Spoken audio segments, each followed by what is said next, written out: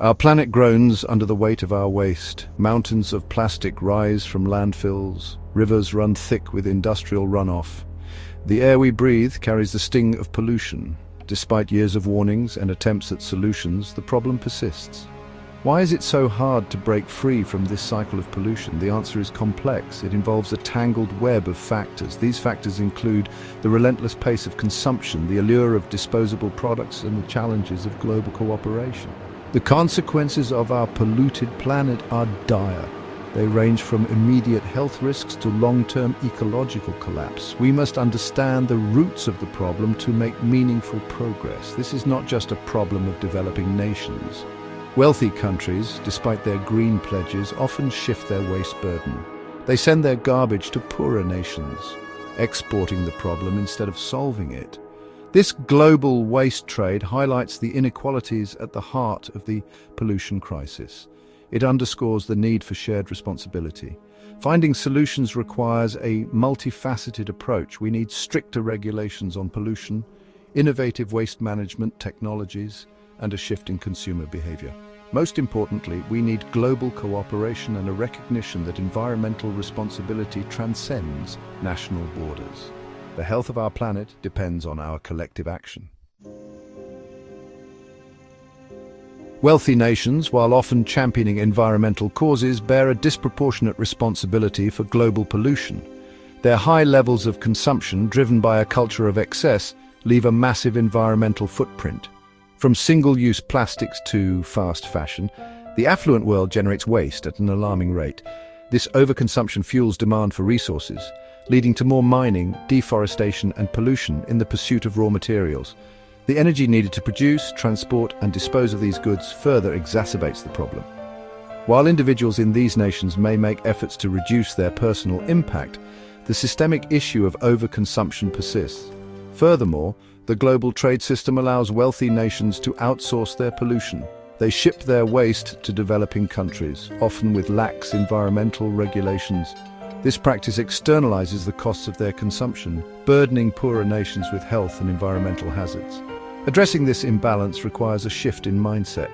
Wealthy nations must acknowledge their outsized role in the pollution crisis. They need to move away from disposable consumption models and embrace sustainable practices.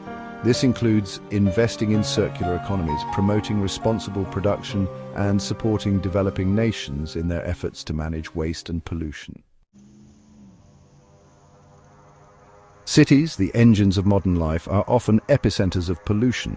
The concentration of people, industries, and vehicles creates a toxic mix of pollutants. This raises questions about the role of urban planning in addressing or exacerbating the problem. Have our cities been designed with sustainability in mind, or have they become breeding grounds for pollution? Poorly planned urban sprawl, characterized by car-dependent communities and inadequate public transportation, contributes significantly to air and noise pollution. The lack of green spaces further compounds the issue, leaving cities with fewer natural filters for pollutants. In many cases, industrial zones are located close to residential areas, exposing communities to harmful emissions. Moreover, inadequate waste management systems in many cities lead to overflowing landfills and illegal dumping. This not only pollutes the environment, but also poses serious health risks to residents. The lack of proper infrastructure for recycling and composting further exacerbates the problem. Effective urban planning can play a crucial role in mitigating pollution. Cities need to prioritize sustainable transportation options, create more green spaces, and implement stricter zoning regulations to separate industrial and residential areas. Investing in modern waste management systems, including recycling and composting facilities, is also essential. By prioritizing sustainability, cities can transform from pollution hubs into cleaner, healthier environments. The fight against global pollution has been marked by countless international agreements, conferences, and pledges. Yet, despite these efforts, progress remains frustratingly slow. The disconnect between global talk and local action continues to hinder meaningful change. While world leaders gather to discuss environmental targets, the implementation of these agreements often falls short. One reason for this disconnect is the non-binding nature of many international environmental agreements. Without concrete enforcement mechanisms, countries may lack the incentive to fully implement agreed-upon measures. Furthermore, short-term economic interests often take precedence over long-term environmental concerns, leading to a reluctance to enact policies that may impact economic growth. Another challenge is the lack of political will at the national and local levels. Even when countries commit to international agreements, translating these commitments into concrete actions often faces resistance from industries and interest groups that prioritize profit over environmental protection. To bridge the gap between global rhetoric and local action, we need stronger enforcement mechanisms for international agreements. This includes holding countries accountable for their commitments and providing financial and technical support to developing nations to implement sustainable practices.